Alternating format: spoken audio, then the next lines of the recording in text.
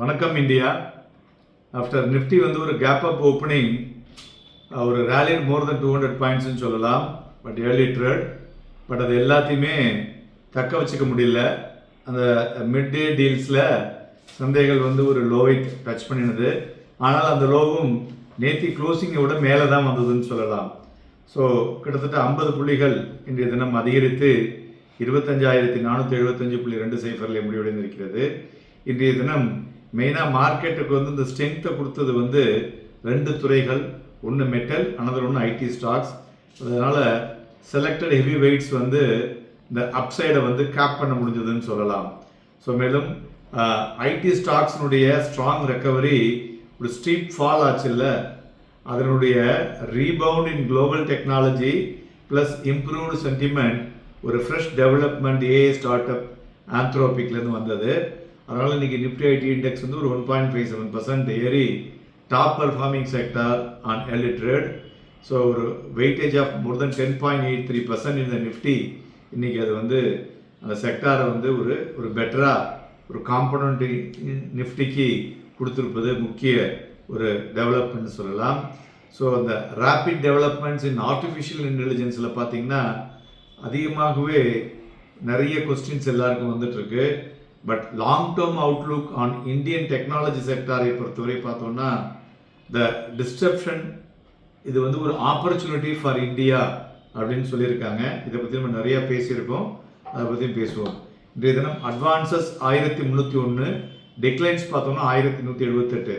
So மார்க்கெட்டினுடைய பிரெத்தை பொறுத்தவரை பார்த்தோம்னா remind பாசிட்டிவாக இருக்குது. 77 பங்குகள் 52 வீக் ஹையையும் 243 பங்குகள் 52 வீக் லோயும் இன்றைக்கி டச் பண்ணியிருக்கு. அதுபோல் 59 பங்குகள் இன்றைக்கி அப்பர் சர்க்கியூட், 86 பங்குகள் இன்றைக்கி வந்து லோவர் சர்க்கியூட்டை டச் பண்ணியிருக்கு. Metal, auto and pharma heavy buying, PSU bank, FMCG and reality ஒரு செல்லிங்கில் வீழ்ச்சி அடைந்த துறைகள் என்று சொல்லலாம். ஏறின பங்குகளில் HCL tech, Bajaj Auto, Tata Steel, Shriram Finance, Adani Enterprises. இறங்கினதில் Reliance Industries, State Bank of India, Adani Port, Eternal and Airtel இவையெல்லாம் ப்ராஃபிட் புக்கிங்கில் வீழ்ச்சி அடைந்த பங்குகள் என்று சொல்லலாம். மேலும் இன்றைய தினம் பார்த்தோம்னாக்க தெர் ஆர் 2 டிஃப்ரெண்ட் ஆஃப் இன்புட்ஸுங்க. இன்னைக்கு முதல்ல வந்து இந்தியன் சோலார் எனர்ஜி கம்பெனிஸ் வந்து பார்த்திங்கன்னா ஒரு ஷார்ட் செல்லிங் ப்ரெஷர் இன்றைக்கி வந்தது. ஏன்னா யூஎஸ் காமர்ஸ் டிபார்ட்மெண்ட் என்ன பண்ணியிருக்கிறாங்க, அதாவது duties about 126% on solar cells வந்து நம்ம ஊர்லேருந்து போகிற அதுக்கு பண்ணியிருக்காங்க. ஸோ இந்த மூவ் பார்த்திங்கன்னா ஒரு heavy losses across the sector அப்படின்னு சொல்லிட்டு ஃப்ரண்ட்லைன் ஸ்டாக்ஸ்லாம் பார்த்திங்கன்னா கிட்டத்தட்ட 15% விழுந்திருக்கு. So export uncertainty and trade risk அப்படிங்கிற ஒரு காரணத்தினால. பட் இதில் வந்து இந்த Waaree energies, Premier Energies and Vikram Solar இதெல்லாம் வந்து 10%க்கு மேலே விழுந்திருக்கு. மறுபுறம் இந்தியா வந்து ஜப்பானை ஓவர்டேக் பண்ணியிருக்கு சோலார் எனர்ஜியில். அதாவது சோலார் வந்து என்விரான்மெண்டல் ஃப்ரெண்ட்லி ஆல்டர்னேட்டிவ்னு நினச்சிட்டு இருந்தோம். அது மாத்திரம் இல்லைங்க, அதுதான் வந்து நம்மளுடைய எனர்ஜி செக்யூரிட்டியை ஸ்ட்ரெங்தன் பண்ணக்கூடிய ஏரியாவாக இப்பொழுது திகழ்ந்து கொண்டிருக்கிறது. அதாவது international renewable energy agency IRENA அவங்க என்ன சொல்லியிருக்காங்க, இந்தியாவுடைய ப்ரொடக்ஷன் 1.08 லேக் கிகாவாட் ஹவர் நம்ம வந்து ப்ரொடியூஸ் பண்ணியிருக்கோம். அதே இது ஜப்பான் பார்த்தீங்கன்னாக்க 96,459 ஜெகாவாட்ஸ் தான் பண்ணியிருக்காங்க. ஸோ அதனால் நம்ம வந்து we are ahead of them. ரெண்டாவது பவரில் வந்து நமக்கு கூட வந்தாலும் நாம் இப்போ வந்து இந்த டேட்டா சென்டர்ஸ் சொல்லிட்டு இருக்காங்க இல்லையா, அதற்கு பவர் நிறைய தேவைப்படுது. இந்த என்விரான்மெண்டல்னால எல்லாருமே எப்போதுமே ஏசி யூஸ் பண்ணுறதுனால இந்த power consumption is going to be more. 100% use பண்ணுற இடத்துல 125%, 150% கூட போகக்கூடிய வாய்ப்புகள் இருக்குது. அதனால் சோலார் வந்து எக்ஸ்போர்ட்ஸில் வந்து அடிபட்டாலும் லோக்கலாக கன்சம்ஷன் வந்து அதிகரிக்கக்கூடும் என்ற எதிர்பார்ப்பு இருக்குது. அதனால் இதெல்லாம் வந்து என்ன சொல்கிறது, ஈவெண்ட் பேஸ்டு ஆக்டிவிட்டி ட்ரிகர். அதனால் அதுமாரி ஆப்பர்ச்சுனிட்டி கிடைக்கும்போது அதை வாங்கி விற்பது நன்கு இருக்கக்கூடும். மேலும் இந்த சோலார் இப்படி வந்ததற்கு மெயினாக பார்த்தோன்னா the support of government policies and schemes தாங்க. ஸோ அதனால் அது கண்டினியூ ஆகிறதுனால அந்த துறை இன்னும் பல மடங்காக பெருகக்கூடும் என்று எதிர்பார்க்கலாம். மேலும் தங்கம் பார்த்தோன்னா இன்றைக்கி வந்து கிட்டத்தட்ட 975 rupees அதிகரித்து 1,70,944 வெள்ளி 5,656 ரூபாய் அதிகரித்து 2,66,400 குரூட் ஆயில் 3 ரூபாய் அதிகரித்து 6,011 மணிமாய் கொண்டிருக்கிறது. மேலும் நமது பாரத பிரதமர் வந்து பார்த்தீங்கன்னா 2 நாள் விசிட்டாக இஸ்ரேல் சென்றுள்ளார். இதனால பார்த்தீங்கன்னா டிஃபென்ஸ் ஸ்டாக்ஸ்லாம் இன்னைக்கே வந்து ஒரு ரேலியை வந்திருக்கு 5%.